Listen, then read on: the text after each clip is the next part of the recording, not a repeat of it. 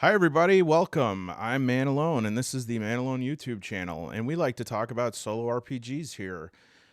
Today, we're going to talk about dungeon delving solo RPGs. Here's my favorite one to look at right here is 12 Years by Max Moon. And, I, at the risk of humiliating myself, um, I was attempting to record a short video segment with the music of the Cthulhugans, which is Max Moon's musical endeavor. And I had contacted Max over the summer to see if I could use some of the music in a video, and he was very gracious to. I think he said, "Hell yeah." I never got around to it because I've talked about 12 years, sort of I've referenced it several times, but I've never given it its full due. And I want to talk more about it today, play through a little bit of it, and expand into a larger conversation. However, as I was trying to balance the sound of the Cthulhugans clip to see if you could still hear me over it, I started an impromptu rap. And I think the sound test went pretty good. The rap, this is going to be embarrassing for me to watch, but I think I owe it to all of you to reveal this as well. I'm going to fast forward a little bit at the beginning because I think I spend the first 30 seconds trying to adjust levels, but here we go. This will be a good overview of 12 years. This will be a great way to find out about 12 years very quickly. Hello, everybody, and welcome to The Man Alone. This is 12 years. Alone, man alone. Man alone. Man alone.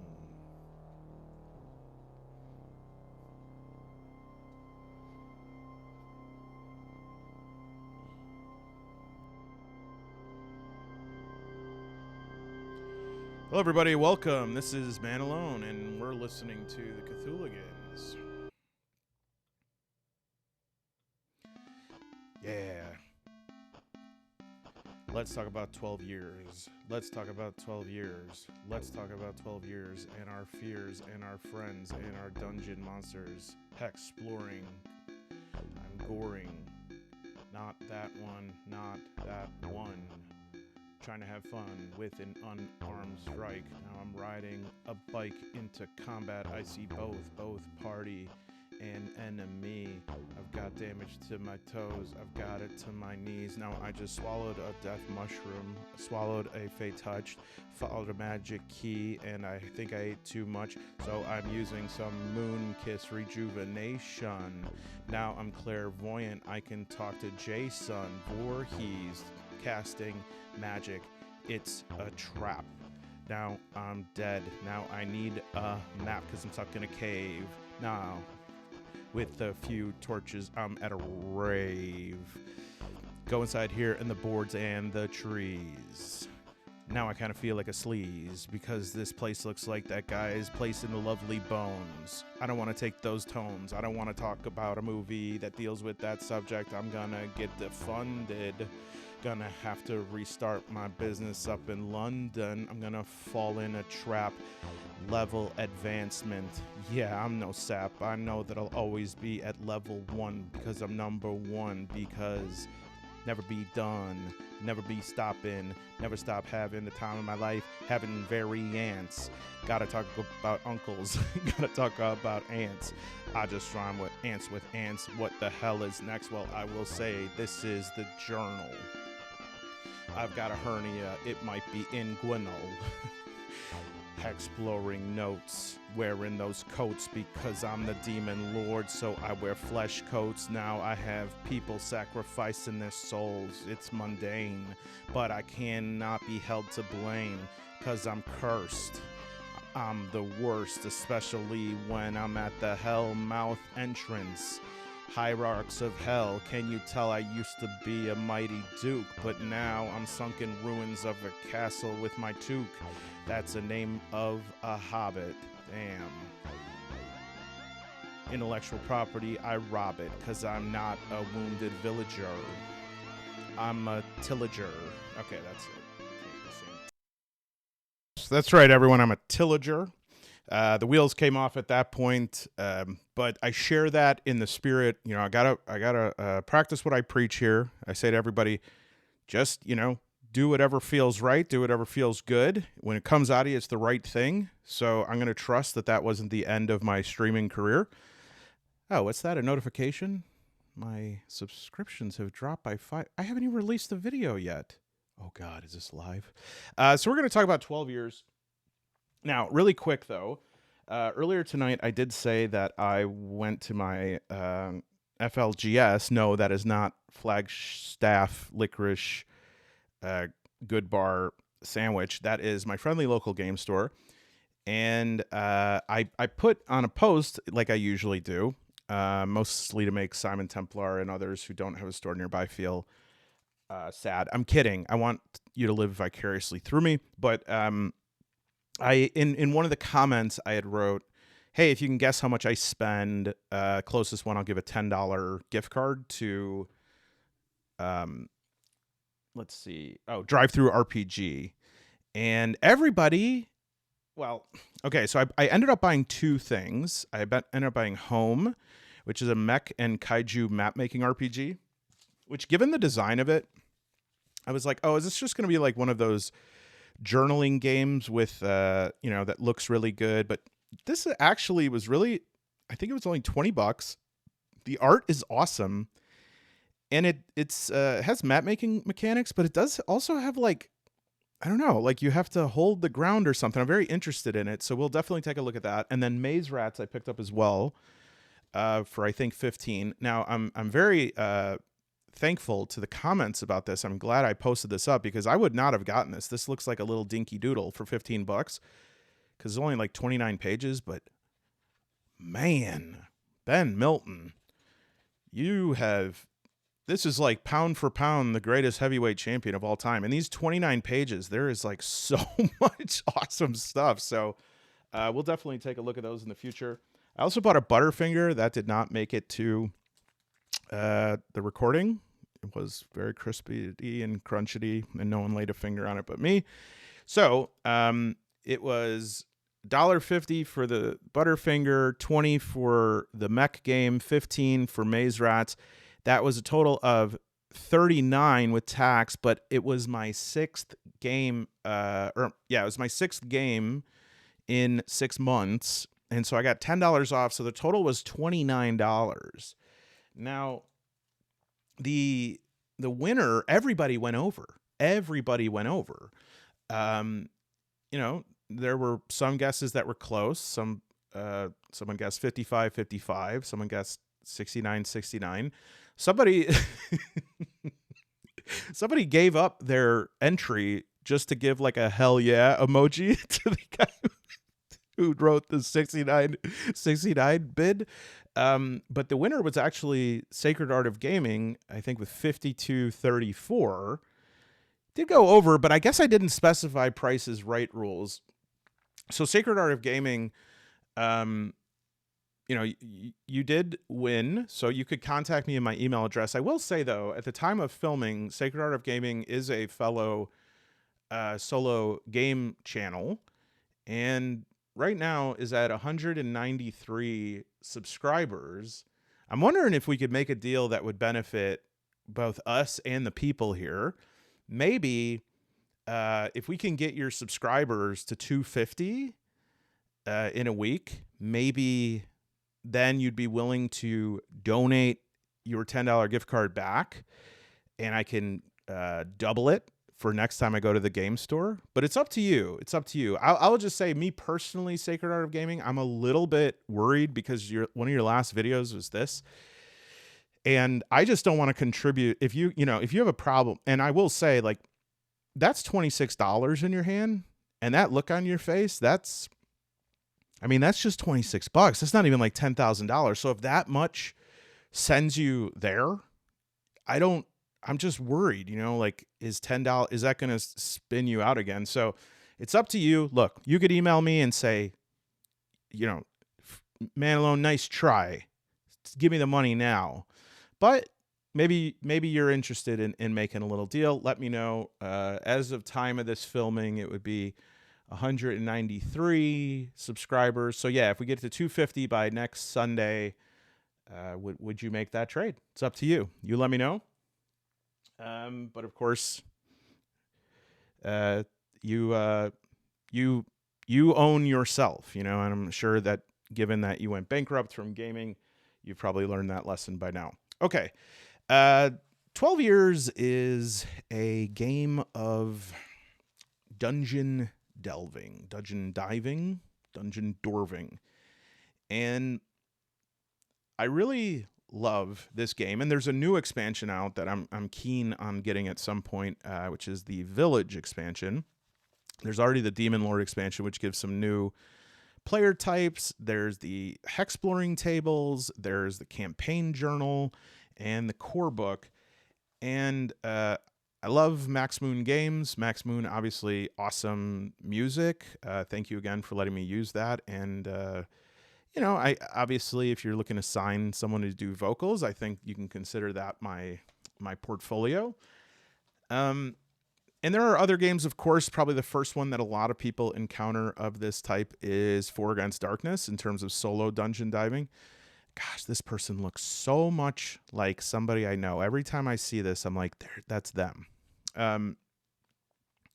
The game itself, a few months ago, I was doing one of my solo game reviews, and I said, I'm done. I don't want any more dungeon delving games. I think they're cool. I can see how they're good. And it's just not my thing. I'm just not interested in that kind of experience, right? I'm much more of a person who wants an immersive experience. I want to have narrative. I want to have character development, and I want to be able to have sandbox mechanics, and I want to have an open world that I can make mine. And so I said, we're done. And I say this from time to time because, I talk out of my, as they would say in the Polish language, I talk out of my dupa a lot, right? And I was doing a little dupa talking. There was a comment that stuck with me though. Somebody said, one of my critiques was, if I read 4 Against Darkness from page 1 to page 87, then I know everything that can possibly happen in this book. And there'll be no surprises. There's not going to be any weapons. There's not any magic ink here that I can spill and it'll say new things. I'm not going to read it upside down or play it backwards like Judas Priest. I know every option of traps. I know every, sword, monster. I know every eventuality, right? And so because of that, these games feel quite limited to me. And again, I don't think they're bad, okay? It's not like me saying this is a bad solo game. It's just like, this is not my preference, right? If I say I don't like badminton, it doesn't mean that I don't like sports, okay? And it doesn't mean that I don't respect the finesse, athleticism, and to be quite honest, the grit of some badminton players out there. My YouTube stats say that my viewers are 99% badminton players. Interesting. 99% badminton players, 107% women,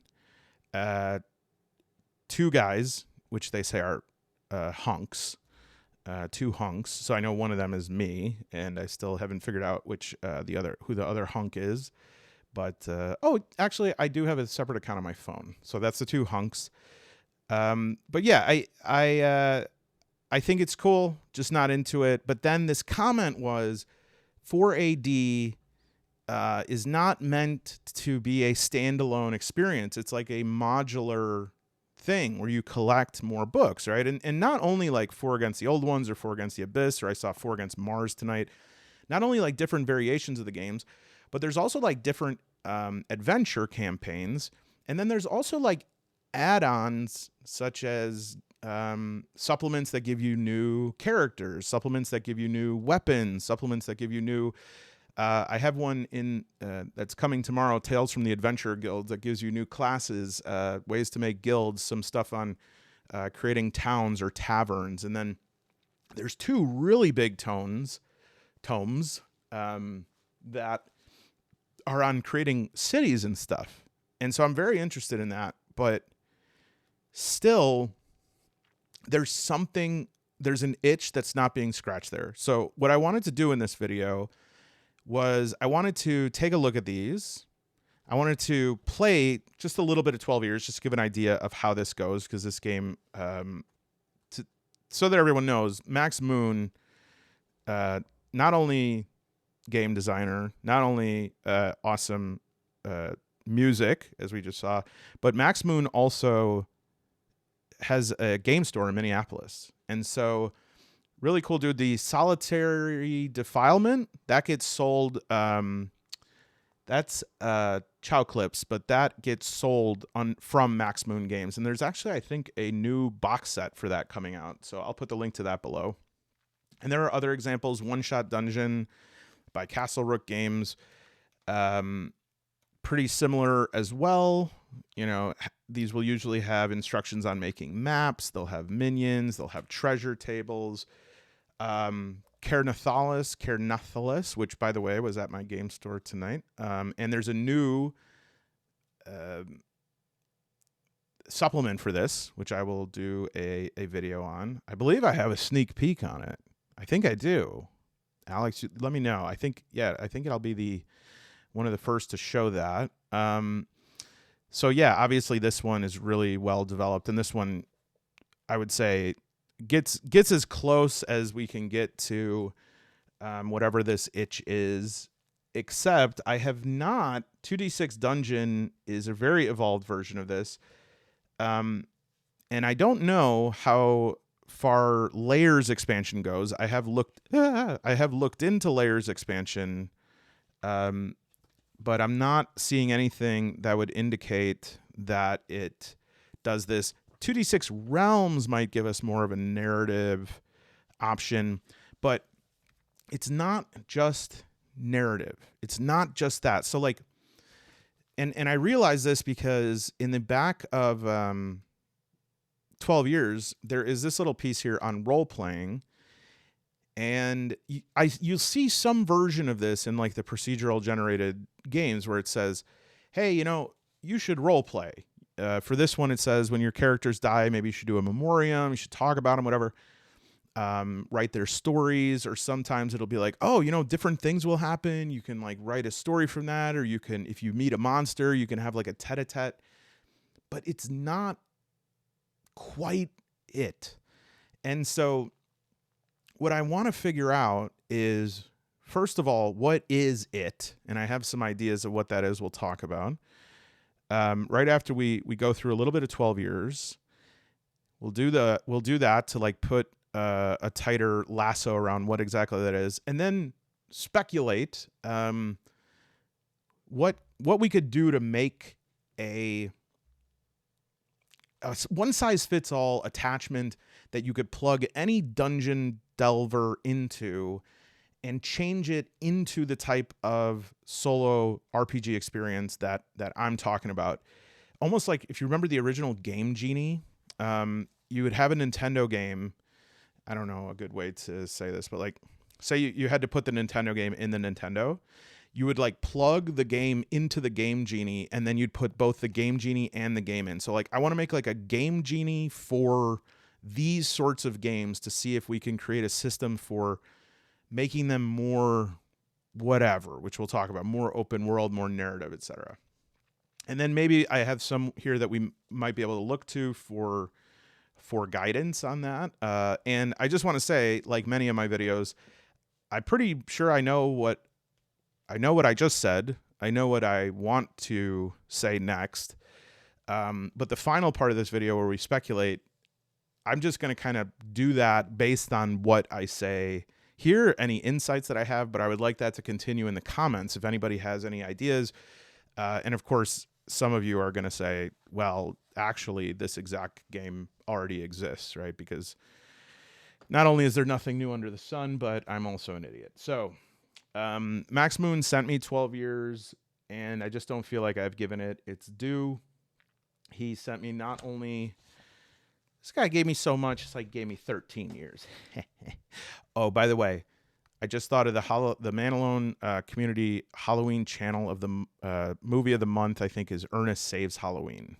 one of the greatest movies of all time.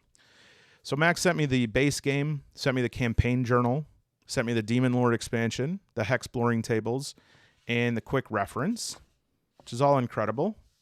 Thank you again, Max. Can't thank you enough. And I actually did print out some of this here just so that we don't sully the campaign journal, because I want that for my own off-camera play. Also found some additional dungeon monsters we might be able to check out. These are multiplayer cooperative rules. Probably not going to do those, but then if we get to any of this and little of this, little of this, little of this, and as we're going through it, I want to just think about where the possibilities are to build these things out. And in fact, as I'm thinking about this right now, as I'm zeroing in on this a little bit more, I'm realizing that maybe I should do my overview of what I think is the type of game that I'm talking about, because otherwise we're going to have a vague idea of that. So I'm going to go over these now, and then as we're going through the game, we can think about where some of those things can be plugged in a way that the key word here is like meaningfully. Okay. And I think we'll start with that one. So the first thing, and this is to say, I don't just want to tag on narrative moments, right? That doesn't make sense to me. Or it's not that it doesn't make sense, it's that it just doesn't seem very interesting. It's almost like being like, I invented a solo RPG version of chess. And it's like, oh, cool. How do you play it? It's like, okay, well, you play chess, but you can like also talk about what your pawns say. And sometimes your king will give a speech. And also when a pawn dies, they could do like a soliloquy to the camera. And I'm like, okay.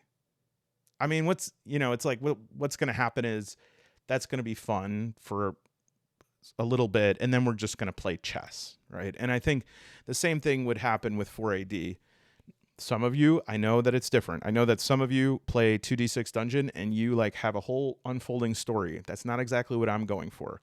The first thing I would like in terms of the modification here is to have meaningful narrative implications to the role playing. Okay, so I don't just want it that I can provide a commentary or a history of the dungeon dive as it happens or afterwards. I also want the role playing to be able to shift the trajectory of the game. I want it to affect things. I want it to affect the story. I want it to affect the next encounter. I want it to affect my player. And I don't just want it to personally affect them. I would like it to mechanically affect them. And I guess tied into that would be the ability to, the potential for altering mechanics. Now, this doesn't mean that I suddenly want to change from like 2D20 rollover system to, year zero engine. That's not what I'm saying. I'm saying that I would want what happens role-playing wise to change the track of the game, or to change, it has the ability to change things like my character's level of conviction or willpower. I want it to be able to change the prices inside of the shopkeeper or the inn. I want it to change how other non-player characters perceive me, right? And here I think we're starting to see what's kind of difficult about this is that, to do that, we could do it by creating this enormous Rube Goldberg machine where like we're keeping track of all of these different stats, and then it's like, shopkeeper reputation and all that stuff, but that's still mechanical. I want it to transcend mechanical and like have something, I mean, to be blunt, like Starforged. In Starforged, you develop, your goal, your vow, you develop your missions, and you make the decision when there is progression in that mission or in that objective. It is a mechanic, but it's not necessarily like there's no definitive trigger for it. It allows for me to make those decisions.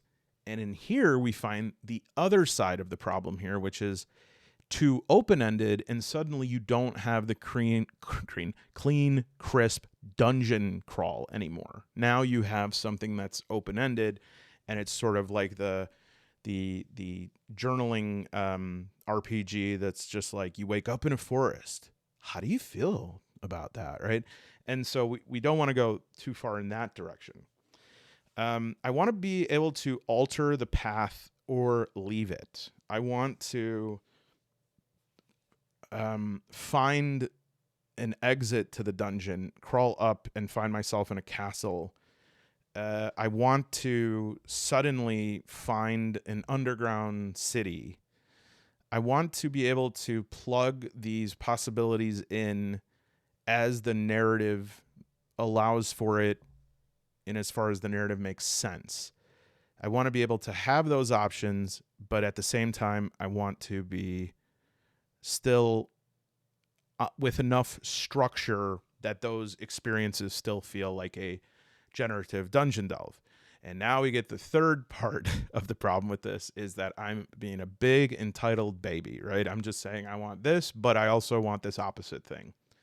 I understand. Maybe by the very nature of these things, this is not perfectly possible, but is there any ways we can bring it a little closer? I want there to be the cultivation of a narrative arc and character development. I don't know what makes For Against Darkness interesting. I don't know what that world is. It's clear that it's a swords and sorcery world. It's clear that there's certain types of enemies. There might be a final boss. I need to understand why my character wants to do this. I want to go further than like, I am a hero and an adventurer and I want the treasure. I need more than that. I need there to be things that change the character. I need there to be meaningful choices about morality, about fate, about sacrifice. And these are things that are both mechanical and not mechanical, right? Because I want them to mean something for the outcome of the game, but I also don't want everything to be like an independent variable, solve X sort of thing. I want there to be a co-creation of both the story and the world. I want the story and the world to be resonant with my character and those choices. So I want there to be like a fog of war over the dungeon that I only discover what it looks like as I enter that room. Here we might consider the classic hex crawl approach, right? You go into a hex, you generate everything in that hex, and anything in that hex could be an NPC, it could be a treasure, could be a trap, could be a monster. There is something different there. I don't think, I think we almost are going too far afield at that point, away from something. And I'm not quite sure. I'm truly not quite sure. Like, I don't know, for instance, 12 Years does have this hex generation. Is there a way to make the hex generation more open-ended? Is there a way to make it so that I'm not only rolling on a table of like trap, encounter, NPC?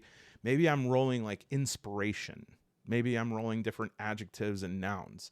But then if we do that, how do we maintain continuity with the logic of the dungeon, right?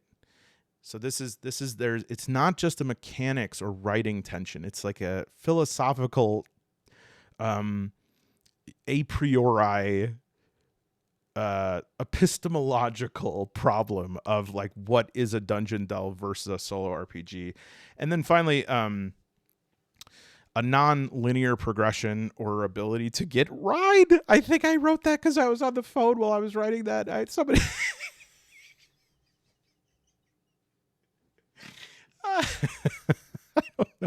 meant to say. A non-linear progression or ability to get, and then I say to my mother, yeah, I'll give you a ride.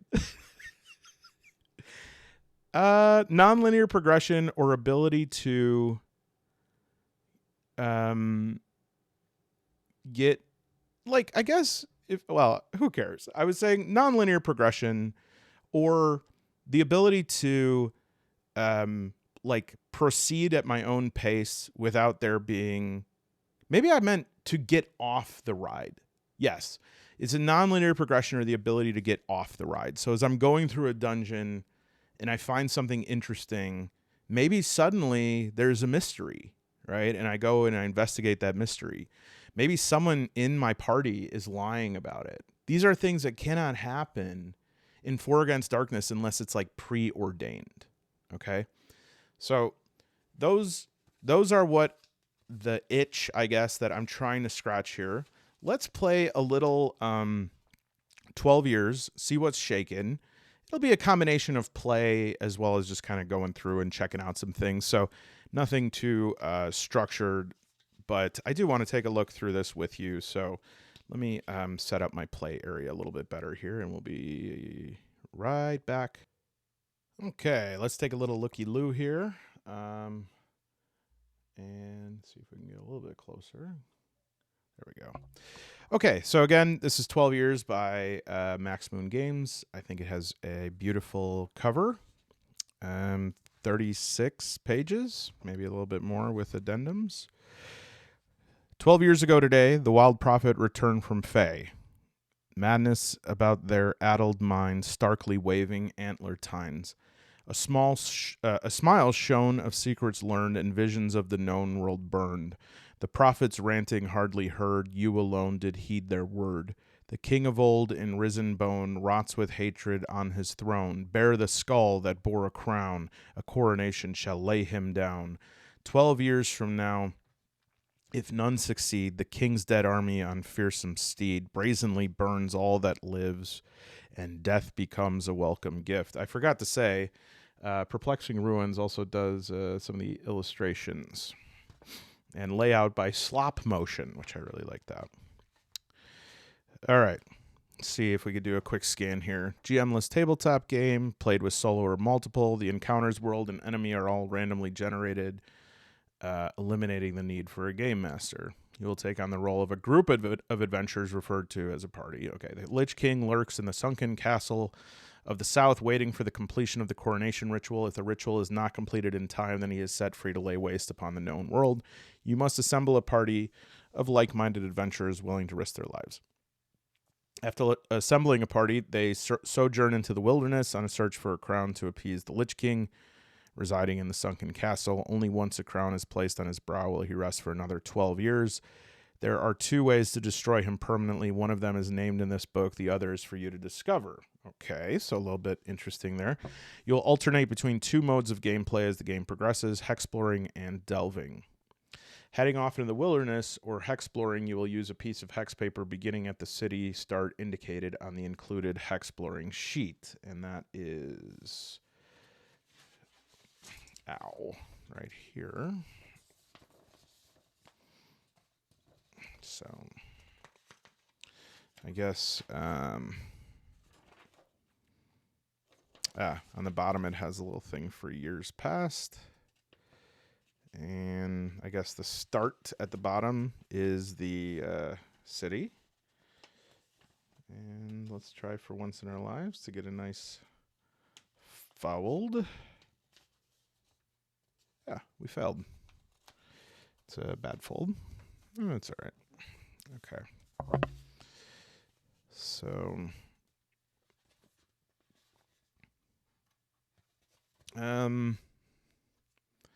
you will roll on the provided tables to generate the terrain and encounters each time you move into a next hexagonal space.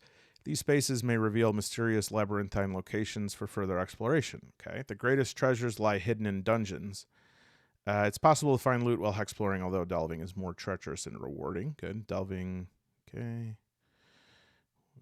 Dangerous encounters. Your party must assess the situation and choose to fight or flee. Both choices contain risk and reward. There's no shame in avoiding an unnecessary battle. There are no turns in 12 years. Play is considered parallel. However, players may choose to play collaboratively or competitively. Oh, I thought that we were saying like in the 12 years of in-game time, there are no turns. I'm like, okay, game over. Play is considered parallel. Combat's resolved through minimal dice rolling using a single roll for your attack, defense, the enemy's attack, and the enemy's defense. Fighting in 12 years represents a flurry of chaotic blows or a barroom brawl. It's rapid, and often after the blood clears, no one knows quite what occurred. Your party will fight together as one group, but they will take damage individually and mostly at random. Death is undoubtedly in the future for any given party member. It is unlikely that your first party will succeed. You may go through many parties before finding a crown and sieging the sunken castle.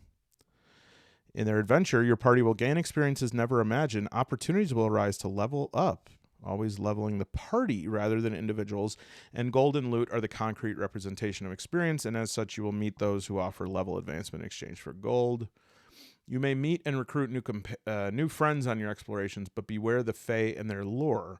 Many have entered the Fae in the morning and come home later that same day to find their children grown and spouses remarried. They have often found that what seemed like mere minutes had turned out to be 12 years. Okay. Should you accept this quest, you are tasked with... Okay, we got it. If 12 years pass, then the world as you know it is destroyed and the game is lost. It's unlikely you will win, but please, give it a try, and feel free to blame me when your party dies miserably. All right, you will need the following items to play.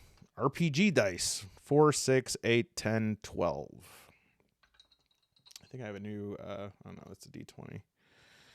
Did I not put aside a... I thought I put aside... oh, let me get the dice.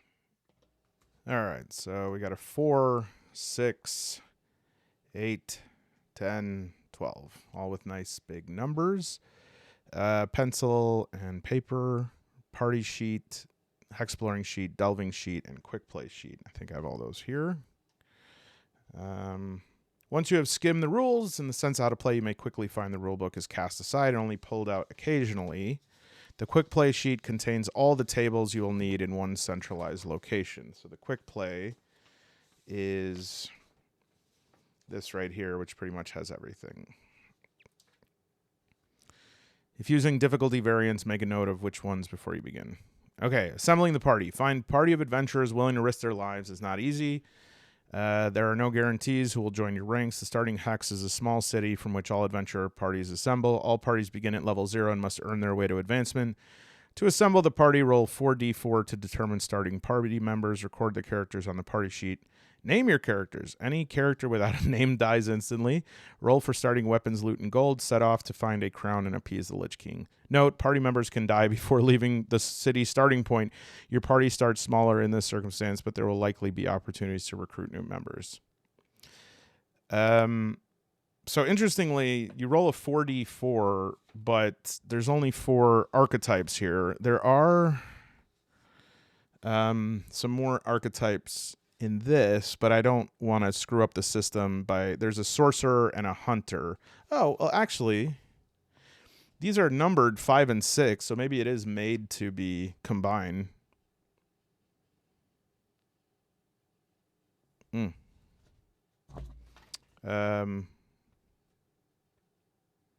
instead of a... let's just play it as it was originally done here. So I guess we're going to see if we get a hermit, a rogue, a fey folk, or a giant. And this giant has very interesting stats. 30 HP.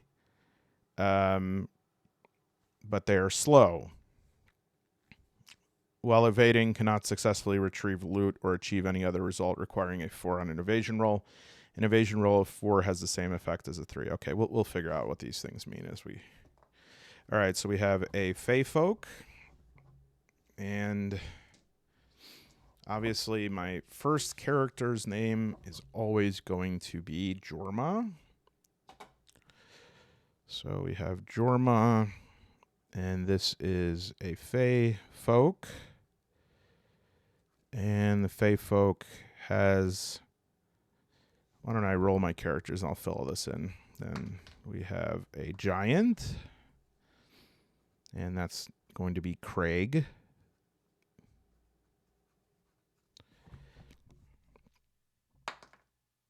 And then we have a rogue. whose name is going to be Valeria. And finally, what if I get a hat trick here? Come on, give me a hermit. Hermit. Ah, another rogue. This rogue's name will be letter A, B, C, D, E, F, G. Oh, Gertrude. Gertie. Okay. So let me fill this in. Okay, so Fey Folk HP is 10. Their power is lore, and that's going to be that the party cannot become lost in the Fey and may freely evade any loss in the Fey rolls and circumstances. Weakness is Iron Averse, cannot use metal weapons or armor and takes +1 damage from metal weapons in PvP. Roll 1d6 for starting weapons. So a 1. That's going to be a sling, which sounds like the worst one. Okay, and then Craig, the giant, has brute force, +1 to damage, +1 damage to party rolls, and then weakness is slow. Cannot successfully retrieve loot or achieve any other result requiring a 4 on an evasion roll. An evasion roll of 4 has the same effect as a 3 in which the party escapes freely. Okay. And then both Valeria and Gertie have disabled traps, where you automatically disable any traps encountered. This is interesting, actually. The weakness is self-preservation, and that means that they avoid combat by letting others take a hit. They reroll once when a successful attack targets the rogue. If the reroll targets the rogue, they will take damage. I almost wonder, like, what if I roll... Valeria is supposed to take damage. I roll. Gertie's supposed to take damage. Do I reroll again? I'm going to say only one reroll. That's what I'm saying. Okay. Starting gold. Party members share gold freely. It does not need to be recorded individually. Roll 1d4 on the following results table for each party member and any newcomers that arrive later in the game. So I guess we have, we have 5 gold. Plus 10 gold, 15, plus 10 gold, 25, plus 20 gold, 45. Party level 1. Roll 1d6 on the following table for each party member and any newcomers who arrive except for Fey Folk and Hermits. Hermits can only use a staff because they have Pacifist, but they do have a nice ability of heal, which anytime you do damage, you could choose to heal the whole party instead of doing damage. So let's just see here. So we already have for Jorma the sling. For Craig, we have it kind of stinks. A staff. I'm gonna give the staff to Gertie. And the staff will do 1d6. I mean, I guess it really doesn't matter because I'm combining their stuff, but value is 1 gold, 1d6 damage. 6 sling. We'll give that to Valeria. And the sling has 1d4 damage. Come on, give me an axe. Give me a 1. Yes. Axe. 1d12. Booyah. I only had to cheat a little. Base damage is listed. Add party level to damage. So do I start at party level 1? I think I do. Not 0. Oh, parties start at level 0. Okay, so I don't add anything to these, but every party level, I guess I add 1. Loot. Loot may be freely shared and traded among individual party members. Each starting party member and any newcomers begin with 1 loot item. Loot is determined by rolling first on the item table and then quality. There's no limit to what a party can carry. So we each get 1 loot item. This is a 1d12, and so I'll roll a 1d12 twice for everybody to see the quality. Or wait a minute. Does the quality... Okay, so we got to roll then a 1d6 for every 1d12. So we have a 9, which is a ring, and it is of ornate value. Ornate ring. And so the value of that is 10. So this is 100 gold. Makes sense for a rogue to have snooched that. All right, a 7 is armor. 3. Oops. Ancient. Double the value. So we'll give... I guess it's just loot. Doesn't... Oh, plus 4 HP. But I wonder if I can't have that with Fey folk. Cannot use metal, weapons, or armor. Nah, I would assume that that is metal. So we'll say armor, ancient. And so that's going to put Valeria's HP up to 16. We'll assume that it's not that old wood armor. I think a 3B might have been a little too difficult to erase, but we'll double the value of that. So armor would have been 10. I assume that only means double the... Yeah, not the effect. Okay, and then we have 10 for Craig, a coffer. Okay. And it says no type roll. Oh, I see. So I don't do quality? No type roll.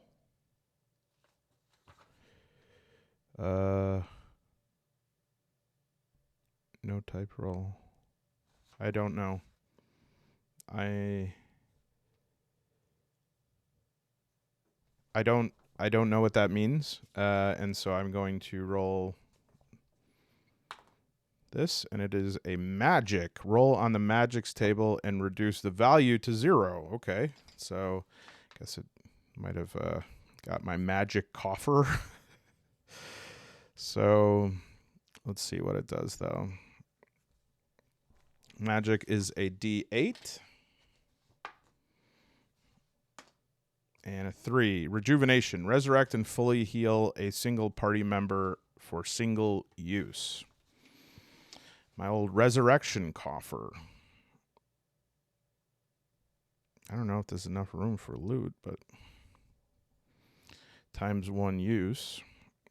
All right, and then Jorma. 12. 7. Nice. Armor. Well, I'm going to, just to make sure here, I'm going to give the armor this has. Well, okay, loot may be freely shared and traded among individual party members. So I'm wondering, loot...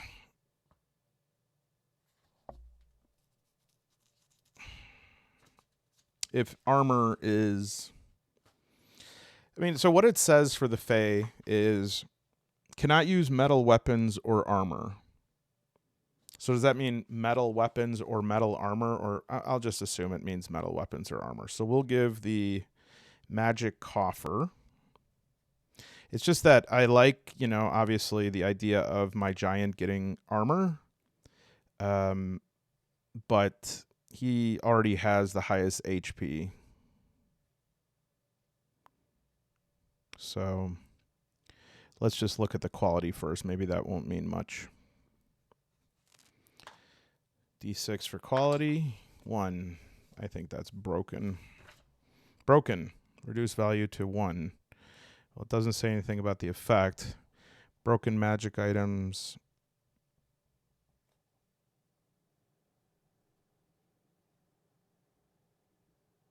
Oh, if you roll a 6 twice, then you could get a trap here, and if there's no rogue in the party, it kills. If 2 or more of the same results are rolled, such as ancient, read the first instance as vary and apply the effect twice. Okay. Well, that doesn't mean anything. So it's broken. it's still 1 gold, and it is going to be plus 4 HP. So Craig has 34 HP. All right. Magic items are too fearsome and powerful to find a willing buyer. In a multiplayer game, players are welcome and encouraged to buy, sell, and trade magic items. Non-player characters such as the Tinker will never buy a magic item, so their value is 0. Some magic items are considered unique and have special effects as listed on the table below. Specific loot quality combinations determine unique items. No, I don't have unfortunately, I didn't get any magic mirror, magic key, fey touch mushroom, death mushroom, or ancient magic crown. Combat's considered a chaotic brawl rather than a tactical turn-by-turn encounter. We said that attack rolls represent a simultaneous series of attacks and parries by everyone. Combat consists of a single roll, 1d6, that applies to the whole party and all enemies in the encounter using the following results table. The result of 1 deals enemy, takes party, type palpable hit, effect double damage. Deals, does that mean deals 2? Deals to enemy, takes, okay, the enemy deals it, the party takes it. So I guess that means like a palpable hit, double damage. So that's a really bad hit. And then if you roll a 6, the party deals double damage to the enemy. Damage is dealt by the whole party or as a group of enemies rather than an individual. After a successful attack roll, combine and roll all damage dice for the party. Interesting. Calculate the total damage and distribute it among enemies as you choose. Managing enemy hit points can become tedious, so damage is dealt to a single enemy of choice first. When an enemy dies, any excess damage is carried over to another enemy. After a successful attack roll, roll the whole party's damage and apply multipliers to the total.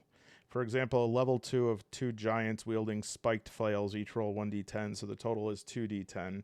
If the damage roll is a 10, add +1 damage for each giant's brute force ability and +2 damage for each giant's level. The result is 16 damage. If this is a palpable hit, the damage is doubled, resulting in 32. Use the following rule. Total damage equals party damage roll plus party level per member plus other bonuses times modifiers. If you quickly understood that, then you're there. If you didn't quickly understand that, you're on the journey. In the rare circumstance you find yourself with unarmed party members, they could use unarmed attack, base damage of 0, so no damage dice are rolled. Even if the only 0 level party member remaining is unarmed, an unarmed attack may prevent an enemy from getting a successful attack or provide an opportunity to activate the Hermit's healing ability. Okay, modifiers and bonuses still apply. For example, a giant in level 1 party would deal 2 damage on a normal unarmed strike and 4 damage on a palpable hit. Okay. Monsters always attack a single party member unless that member dies during the attack. To determine which party member takes damage, assign a number to each member on the party sheet and roll a 1d4. So we'll do 1 for Jorma, 2 for Craig, 3 for Valeria, 4 for Gert.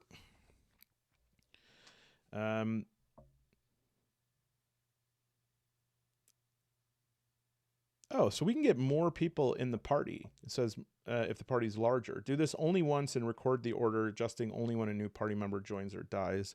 Death occurs when any party member has 0 or fewer hit points. If the targeted member dies during the attack, any remaining damage is dealt to the party members next in line. If the party member is the rogue, their self-preservation weakness will trigger another roll. Okay. When the party size is more or fewer than 4, choose the appropriate die and repeat the assignment order. For example, a party of 3 may use a d6 with the following results. 1, 2, 3. Okay, makes sense. There is no reward for clearing the dungeon or clearing the forest. Weighing the consequences of combat may lead to choosing the safer path. There is no shame in fleeing an unnecessary or unwanted encounter. To attempt to evade an enemy, identify the exit first and roll 1d4 using the following results tables. So you can get, they could basically get like an attack of opportunity. They could follow you to the next room, but they won't follow you out of the dungeon. You are likely to assemble many parties of adventurers before completing or failing your quest. While the deeds of adventurers are heroic, heroes die far more often than they don't. In the very likely scenario that the party dies with time left to spare, record the following. location and make a note of which party member died here. I number mine. Okay. Total years passed, adding 1 year each time a full party dies. Any remaining enemies. You or someone else in a multiplayer game may direct another party to visit this location to discover the loot left behind. If you were lucky, oh, that's pretty cool. If you were lucky enough to be killed by a trap, then the trap is now considered disabled and gone. If you're in the middle of fighting some loathsome monster, know that it remains gloating over its victory. A party member is... Okay. A party member may not be healed once reduced to 0 or fewer hit points. However, they may be resurrected and fully healed using a rejuvenation magic power, which I have, my magic coffer. We have Hexcrawlers. Let me read this and summarize. Well, everything mostly expected here. A couple highlights. You roll a 1d6 for terrain here. If relevant, roll on the Hexcrawlers encounters, recording any permanent encounters. If relevant, roll on the creatures table. And then when Hexcrawlers brings the party back to familiar areas, roll 1d6 on encounters instead of 1d12. And that would mean that these ones are for new hexes only, because I guess they are unique events. And I like this. So you could have like if you roll a 1, it's a large lake. You can't enter the hex, return to the last hex. And it says, if one or more hexes become sequestered by lakes, then a skull-masked bard carrying a drum will offer to ferry a party from any neighboring hex across the river, but they must roll for becoming lost in the Fae for 1d8 years. His dark leather armor appears charred, and he chants the poem at the beginning of the book to a slow, drowning beat. Okay. There's the encounters with duration. And yeah, these are permanent. Well, most of them.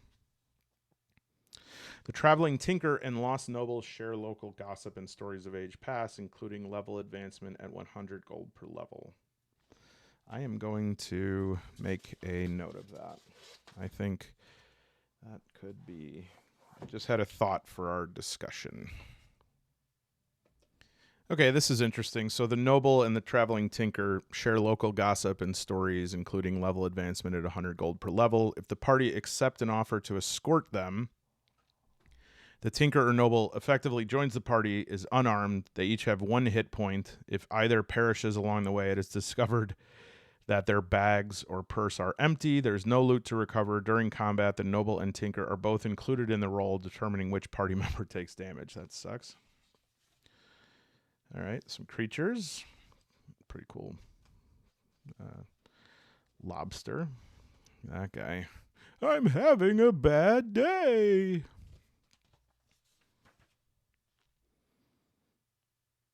All right, some friends. All friends are willing to train your party to advance 1 level per 100 gold or 100 gold worth of loot unless otherwise noted. Okay, so a lot of these are like NPC encounters or hirelings. They'll like join your party. Dungeon entrances, delving. Okay, so this is as opposed to Hexcrawlers.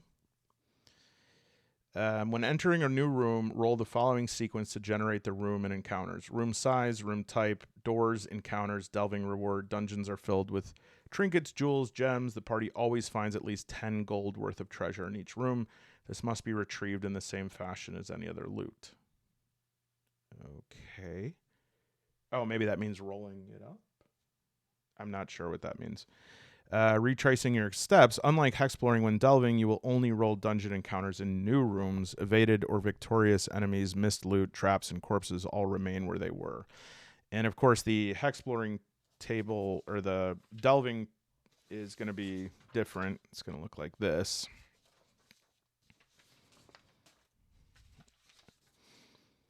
Be sure to make note of any enemies evaded in the room they were last seen, and they will remain there waiting for you. I swear when they get back, I'm gonna whomp them good. This becomes especially fun when playing competitively. Okay. Room size, room type, doors. Delving encounters, trap, monster, loot, trap, monster friend, secret door. Dungeon monsters. Traps. God, look at this trap. So I pull this here. What is it? Well, it's like the front of a dresser drawer, and behind it is a crossbow aimed at me head. I don't see why not. All right. Traps may be evaded. A party that rolls a 2 on an evasion triggers the trap. Trapped loot is always encountered after enemies. If a trap... Okay, so this is retrieving loot. Traps always deal 1d12 damage unless evaded or a rogue is present. Any traps not triggered remain until disabled by a rogue or triggered by another party member. On occasion, loot is trapped. Trapped loot may be retrieved by triggering the trap, disabling the trap, or evading the trap. Traps may be evaded as any other enemy. While the effect of the trap may follow the fleeing party, the trap itself does not. So you get out of the way and the arrow's just like, I swear, I'll get you, floating behind you. A party that rolls a 2 on an evasion triggers the trap. This effect may be considered mobile, such as a projectile, creeping gas, or a blast effect. Had another idea. Okay, we could talk traps if we get to one. And then level advancement, everyone levels together. New friends you meet will offer to reveal arcane secrets or train you. Gold's the ultimate reward. It is also gold that purchases the party's level progression. Level advancement is not complicated, consisting of boons to hit points, damage, and health. When advancing to a new level, raise each party member's maximum hit points by 1 and their damage dealt by an additional 1. The party is considered fully healed each time they level up. Good to know. And then passage of time. While the actions of the party may account for minutes, hours, days, the only notable passage of time is years. The wild world of the Fae is ever present. Right, it's sort of like a time warp. We don't care about a multiplayer game. We won't spoil that. Some difficulty variants, parallel play.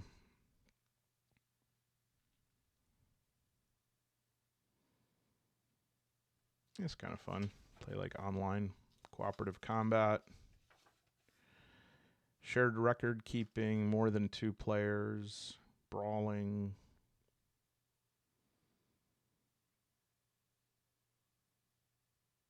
Glossary of terms.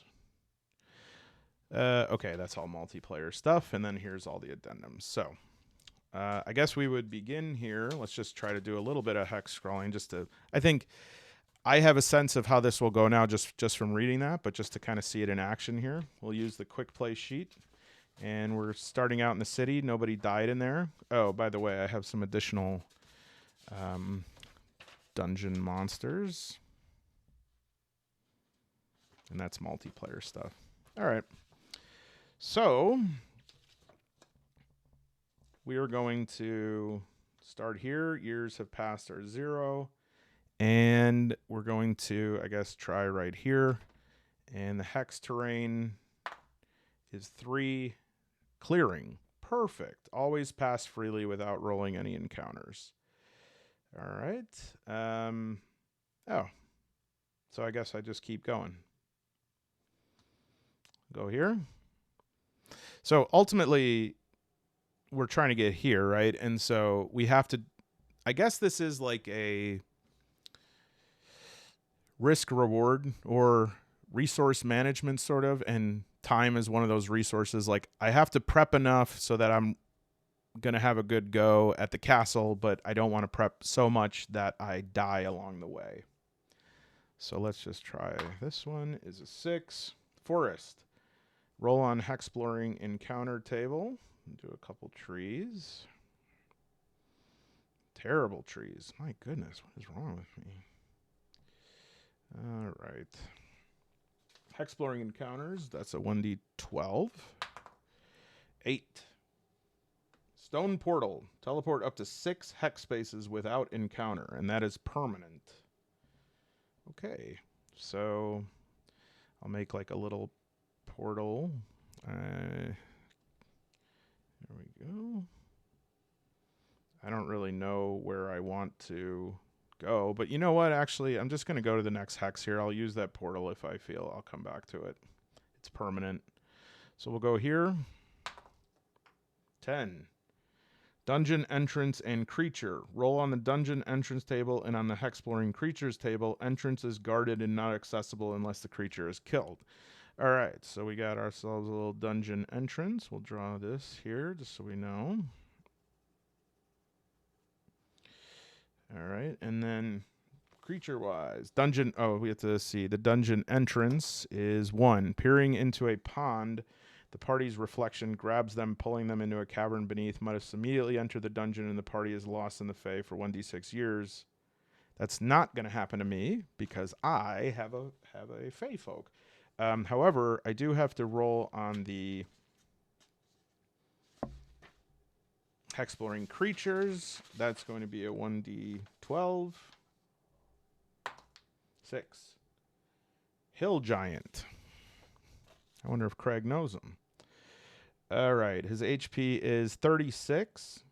And he's going to deal 1d12 damage. Deals +1 damage. Will not attack or follow a party that includes giants.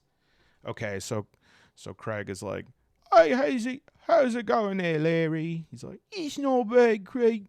It's kind of, I haven't been able to go on a roller coaster in quite some time. I'm too tall. He's like, all right, then we better get going there, Larry. All right, so then we go into the dungeon. You know what I think would be really nice, and I'm wondering if it's in any of these supplements, is like a combat sheet where I would be able to... Oh, let's take a look really quick at these. Oh, this is cool. I would definitely use these next time I play. The forest, marsh creatures, hills, creatures, and encounters. That's a nice little addition. This is the quick start guide, and... see if in the campaign journal there's any like way to record combat. Oh, see, that's good. Hexploring notes. This is actually really what I was going to say is we should really put the years there. Sunken Castle of the South is at A3. I guess it was just an example.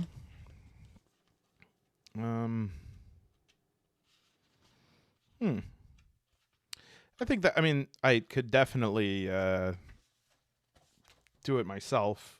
And I guess because combat is like really, really, you know, it just basically comes down to like one dice roll.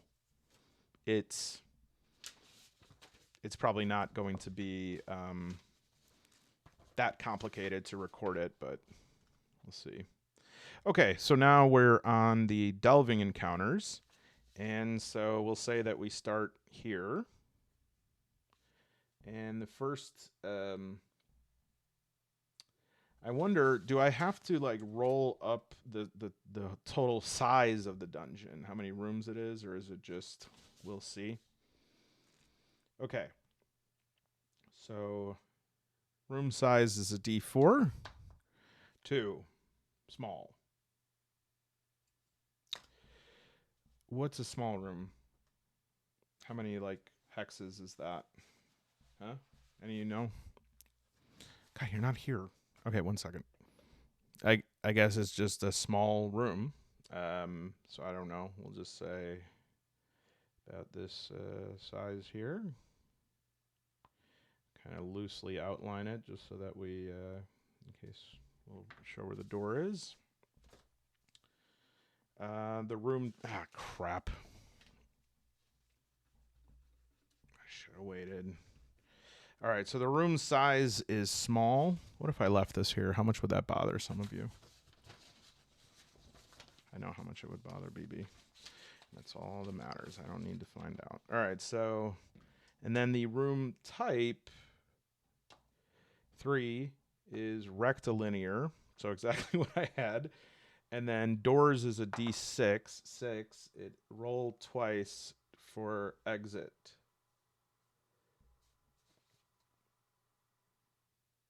Oh, I would roll a 6 twice for an exit. I see. Okay, so I'd have to roll again, and if I rolled twice, then that would be the exit of the dungeon. But I didn't. This is stairs down. So we'll go up, and then over, and then we'll do some stairs down. And we'll go from there.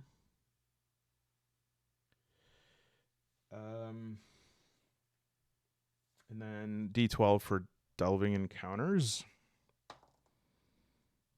6. Monster. Good. That's what I wanted. And I swear, if it's like a skeleton, but they don't attack you if you have a coffer. So that's a D12. Oh.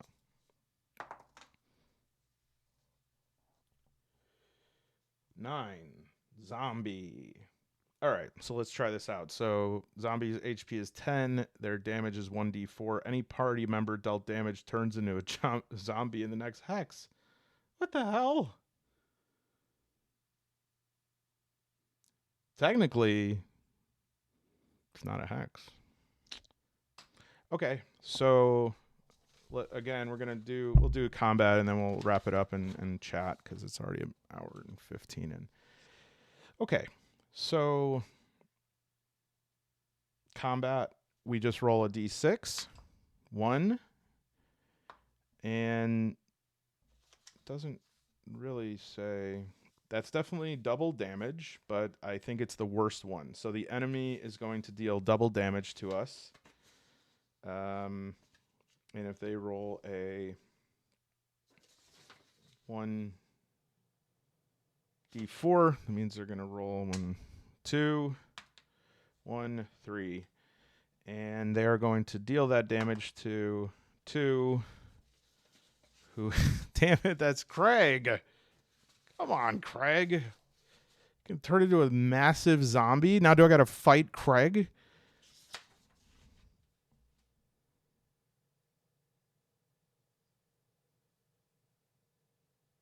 That's ridiculous. So Craig takes 3 damage and now he's a zombie? Come on. I can't abide that. I just met him. I really liked him.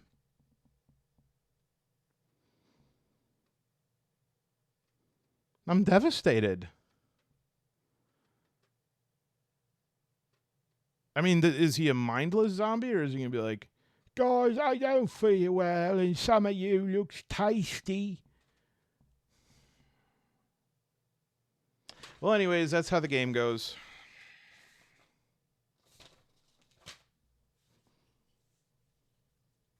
Craig's dead. Craig wouldn't even... All right, let's have a discussion. Okay, so I think the obvious thing to say right off the bat here is some of you, very rightly, were probably like, yes, the thing you were describing is OSR, right? And in OSR, I mean, even looking in the front cover of Old School Essentials,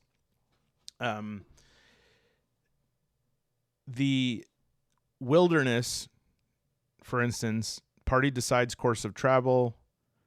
You go in that direction. You determine the weather. You encounter monsters. And then it says, description, the referee describes the regions passed through and any sites of interest, asking players for their actions as required. And then at the end of the day, you update time records, check rations, spell durations, rest. And so I think what we're specifically asking, of course, is not how to make 12 years into OSE. I think we would just play OSE. What I'm wondering is, how do we create a tool? And I'd like to create this tool if we can figure this out, and maybe some of us can do this together, is a thing that somebody can pick up when they're playing, whether it's 12 years or 4AD or 2D6 or Kernethalis, and say, okay, I'm going to play this with the Manalone Premium upgrade kit. But I think we could take a lot of lessons from this and say, okay, we are going to do a hex crawl, but part of it is going to be determined and part of it is going to be generated. And so what that would look like is you go into a hex, and you know the type, you know how many creatures will be there, or if it'll be a treasure, or if it'll be whatever. But you don't know what that creature is. And instead of rolling it, you might get a type of creature, like big, fierce, small, something like that. But instead of rolling a specific creature, you derive that. Interestingly enough, maze rats, and this was something pointed out. Who was it in the comments? I got to look this up. Yeah, it was Jeremy Titus. Maze Rat's magic generator is, I don't know, all-time top 5, 3 even. Then rolls on the magic chart. That's a 3 and a 6. That's physical element, ethereal form. Physical element 6 and 4. That's wine. Ethereal 4 and 1. That's gaze. My spell for the day is wine gaze. But what about maddening probability, hindering throne, binding acid, opening harmony, ghost colossus? And that sounds awesome. Right? And what do these spells do? Shrug. I don't know. So I think that's the right path, though, right? Is like generating, using concepts or inspiration table type oracle leads to generate things rather than just saying zombie. But we run into the problem then of like what can be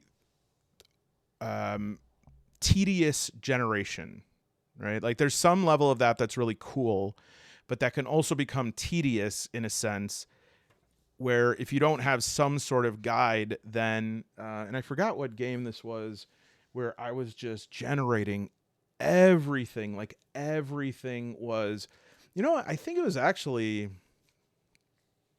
I think it might have been in Starforge. The last time I was playing, I had a combat with like a wind bag that was as big as a parachute, and I was like creating it for 40 minutes, and then I just like one-shotted it, and I was like, oh, okay, well, good thing I had that. So that's only like a little bit of the issue though, right? Because a hex crawl is not all that we're talking about. A hex crawl is only a piece of what we're talking about, because there is additionally, it's got some kind of cool art in here I never even noticed. This is probably the book on my shelf that I've read the least. And I think I even have the advanced player's guide. Anyways, I'm going to take a look at this at some point. There is a wider world that needs to be moving, right? It needs to be some sort of rotating spherical hoops that are kind of like a gyroscope of different causes and effects.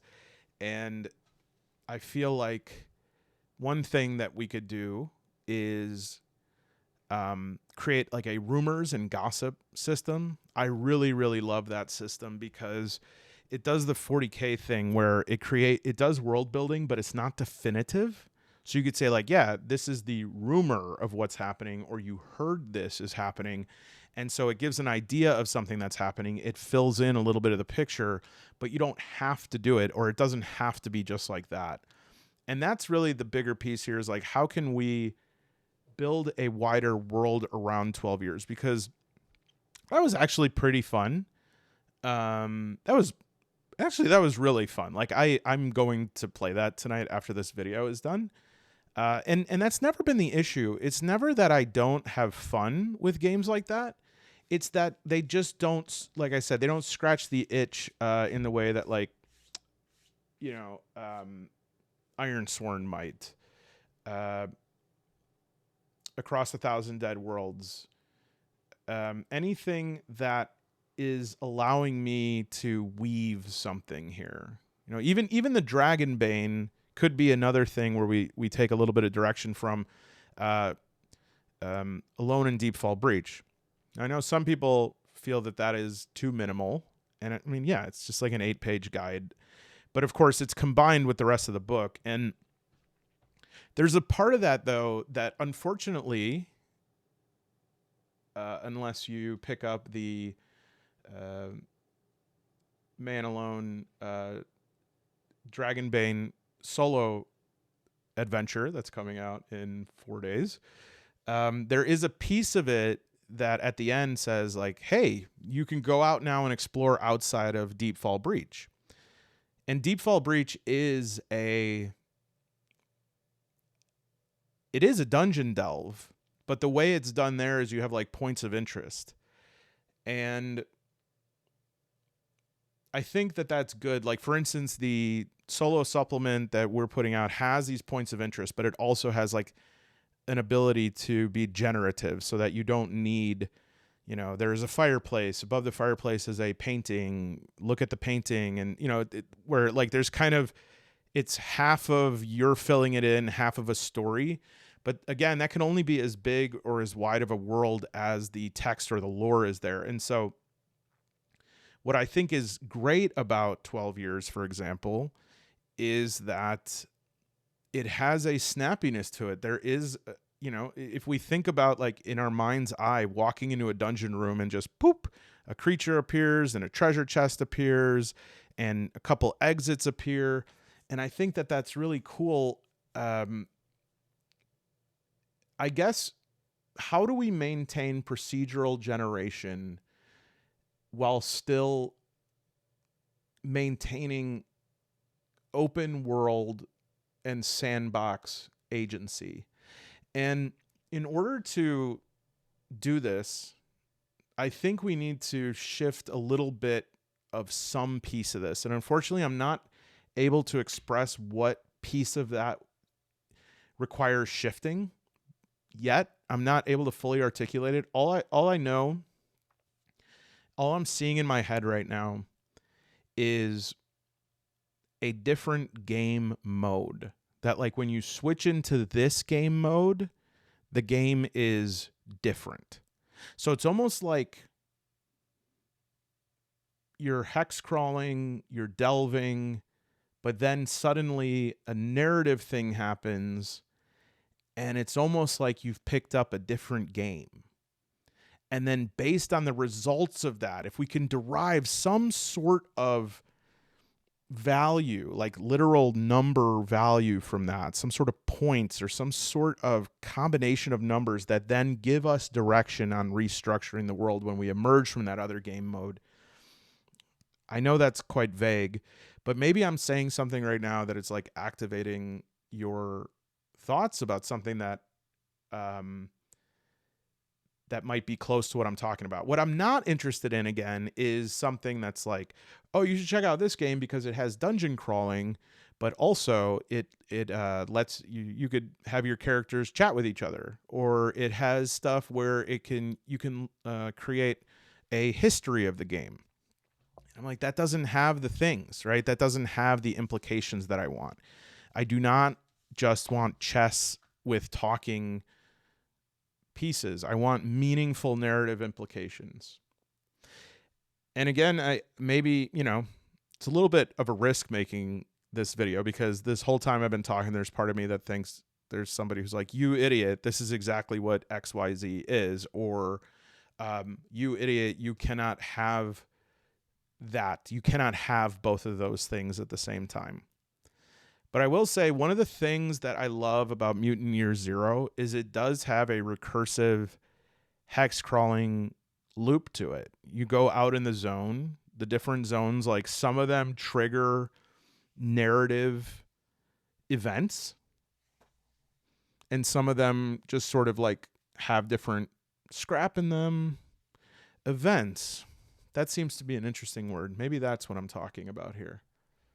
Maybe some hexes are hexes and some hexes are events. And those events are created using nonlinear, open-ended oracles. Anyways, I'm tired as all hell. I hope this was an interesting video. I hope you enjoyed my rap. And if you liked this video, you are truly, like, if you got this far, you're one of us. So you could hit join below for $3.99 a month. You could enjoy the Man Alone podcast weekly, which is going to be about 2 days late this week. BB is coming in on next week, and Mr. 55 has COVID. And so I will try to record something, but at the very least we're going to try and get the whole team together next Wednesday or Thursday. And so it might be a little bit late, but I'm calling in a little bit sick. I'm the only one who's well, so I mean I can do it, but you hear my voice for an hour and 15 minutes every time you watch a video. So that's one thing. Also, we have the Discord. I know I keep saying it. It's almost ready. If you are interested in being a mod, and I have to kind of know you from the channel, please send me an email. Or if you're just interested in being sort of a part of it, like to try and figure this out. I am not quite ready to open the floodgates, and it has nothing to do with like me trying to hold back on some sort of benefit. It's that I just want to make sure that it's not something that is going to stress me out, because normally Discord stressed me out a lot. And so I want to do that the right way and make it to be a fun experience without making it something where I'm like, oh, I got to respond to this on time, or people are expecting this of me or that. And so I'm working through it. There's probably only 5 of you that are listening to the video at this point. But anyways, I love all my members, and God bless. God bless everyone. God bless everyone? President? Would you say